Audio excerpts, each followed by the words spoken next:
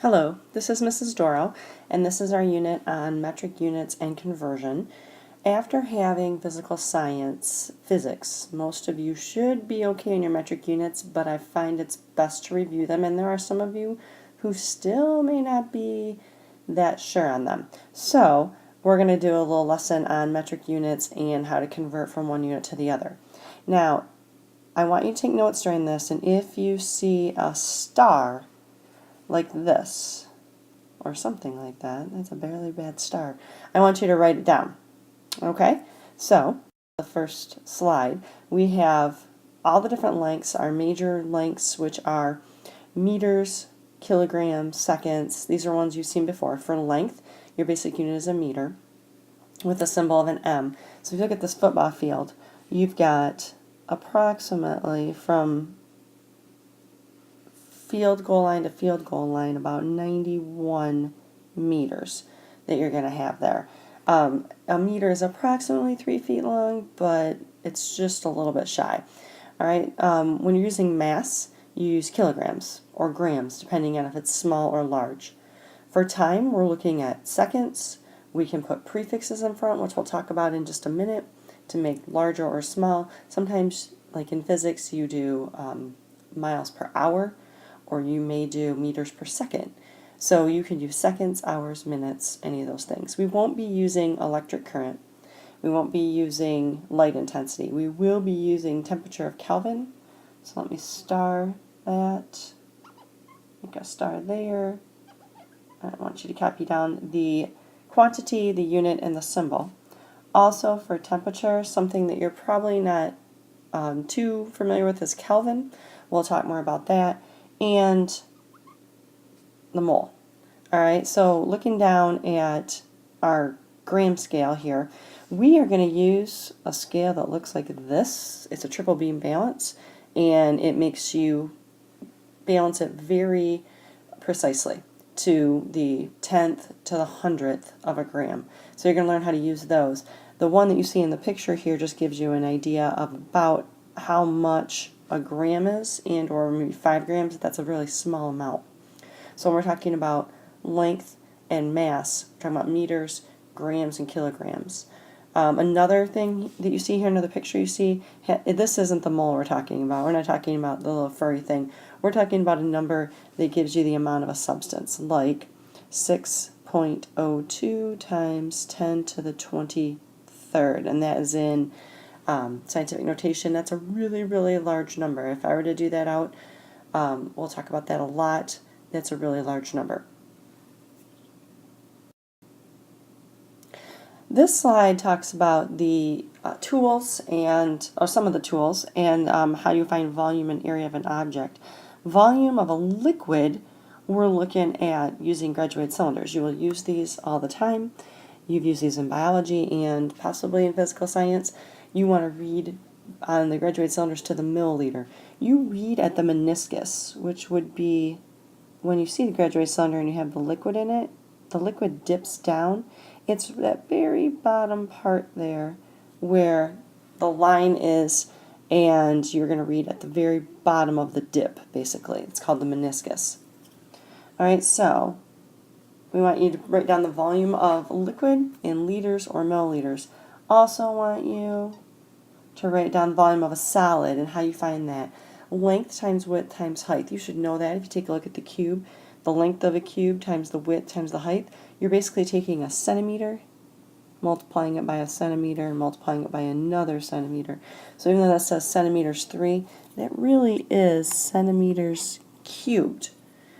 All right, area of an object is going to be length times the width.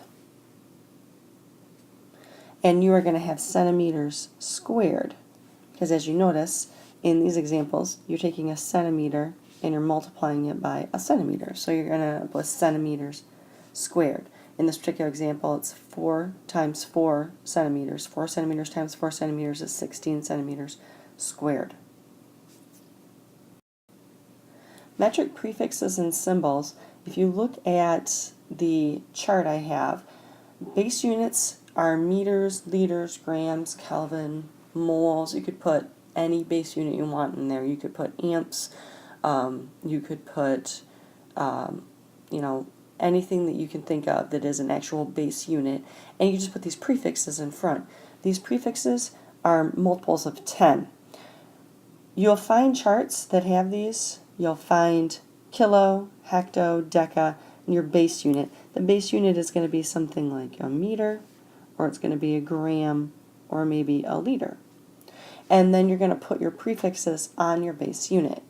So for 1 kilometer, every time you move on the chart, you move 10 as far as your number goes. So we're going to move over 10, and so 1 kilometer is equal to 10 hectometers. We move another spot, it's another 10. You multiply, you don't add, so it's not going to be 20, it's going to be 1 kilometer is 100 decameters. Alright, so you're moving over 10 every time. So 1 kilometer is going to be equal to 1,000 because you're moving over 10, 100, 1,000 as you move over. Knowing the chart by heart helps because then you can always write it down, or just memorizing all of these particular equivalencies. We call these equivalencies, and you're going to want to memorize all of these and or write them all down for reference all the way down.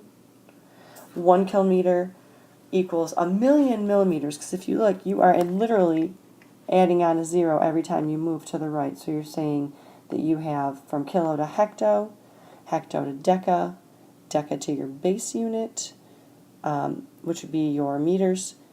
Then you're going to decimeters, then centimeters, and then millimeters. So you're moving over 6 times. If you notice, that is 6 zeros. Now let's start with meters. We're going to pretend that we have 10 meters, and we want to know how many decimeters that is. If you start with your meters in the middle, you're going to have 10, and you're going to move over 1 spot. So basically you're adding a 0 every time you move.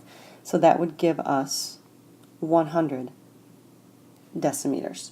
So no matter what number you start with, you're basically just moving a decimal, adding zeros, or taking away zeros and moving your decimal back. So we'll talk about this quite a bit and do some more example problems as we go along. Once you know your units conversions, that 1 meter is equal to 100 centimeters and so forth, you're going to be able to do unit conversions changing from one metric unit to another. We use what's called an action line. An action line is a line that helps you to cancel out units and change them into something else. So we're going to go with the problem of 1 meter is how many centimeters? That's our question. We don't know. So we're going to try to figure that out. Now, we have to mathematically show this. So what we're going to do is we're going to set up our action line. When you set up an action line, you just draw a line across and a line down. It's just like a cross. And you set up your action line with the number that you've been given on the top left. Now, in that problem, the only number I've been given is 1 meter. What this cross is going to do for you is it is going to set it up so that your units will cancel out like in math when you cross cancel. So we'll go to the next slide and we'll see how we can set the other side up. As our problem from our previous page showed, we had 1 meter and we were going to change it into centimeters. So we made an action line, and so far we have 1 meter.